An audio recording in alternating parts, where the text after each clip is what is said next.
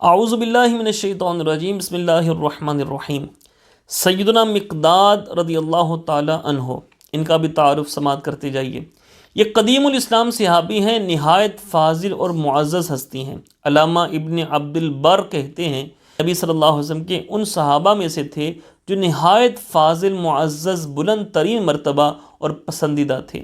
ایک دفعہ جانب عالم صلی اللہ علیہ وسلم نے فرمایا، اللہ تعالیٰ نے ہر نبی کو 7 وزراء اور رفقا عطا فرمائے تھے اور مجھے 14 عنایت فرمائے ہیں، اور ان 14 بلند بختوں میں حضرت مقداد رضی اللہ تعالیٰ عنہ کا اسم گرامی بھی شامل ہے۔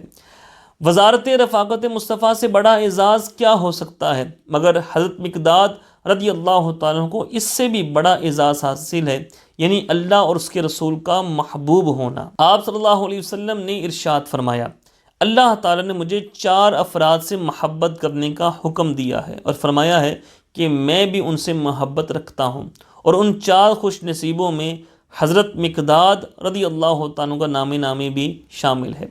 جس انسان کے ساتھ اللہ تعالیٰ محبت رکھے اور اپنے محبوب کو حکم دے کہ تم بھی اس سے محبت رکھو، ان کی عظمتوں کا کیا کہنا۔ ان کے گھر جانب عالم صلی اللہ علیہ وسلم کی چچا زاد ہمشیرہ تھی جن کا نام طباعہ رضی اللہ تعالی عنہا تھا۔ وہ زبیر ابن عبد المطلب کی صاحبزادی تھی۔ حضرت مقداد رضی اللہ تعالیٰ کے ساتھ ان کی شادی آپ نے خود کرائی تھی۔ پہلے حضرت مقداد نے عبد الرحمن ابن عوف سے ان کی بیٹی کا رشتہ مانگا تھا، مگر انہوں نے انکار کر دیا تھا۔ آپ صلی اللہ علیہ وسلم کو پتہ چلا تو آپ نے فرمایا کہ مقداد کو میں اپنی چچا زاد بہن کا رشتہ دیتا ہوں۔ چنانچہ آپ نے محترمہ طباعہ رضی اللہ تعالی عنہا کو ان کے عقد میں دے دیا۔ زہ نصیب کیا مقدر ہیں حضرت مقداد رضی اللہ تعالی عنہ کے۔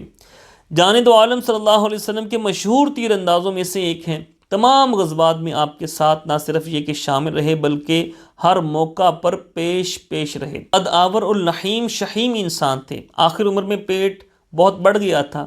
ان کے غلام نے کہا کہ میں آپریشن کرنا جانتا ہوں، اگر آپ اجازت دیں تو میں آپ کے پیٹ کا آپریشن کر کے فالتو چربی نکال دوں، اس طرح آپ ہلکے پھلکے ہو جائیں گے۔ انہوں نے اجازت دے دی۔ غلام نے آپریشن کیا مگر کامیاب نہ ہو سکا، اور آپ خلافت حضرت عثمان غنی رضی اللہ تعالیٰ کے دوران 33 ہجری میں انتقال کر گئے رضی اللہ تعالیٰ عنہ۔